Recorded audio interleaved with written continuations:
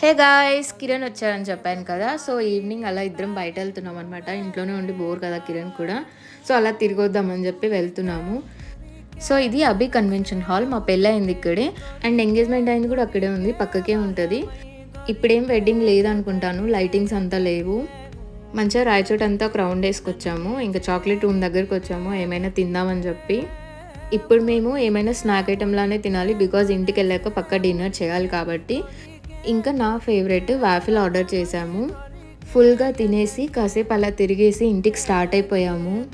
ఇంటికి వస్తేనే కార్ కొంచెం బ్యాక్ ఉందని చెప్పి ఫ్రంట్కి పార్క్ చేయమన్నాడు కిరణ్. మనకు డ్రైవింగ్ రాదు, నేను గైడ్ చేస్తాను ట్రై చేయమంటే కూర్చున్నాను. ఫైనల్గా పార్క్ అయితే చేసేసాము.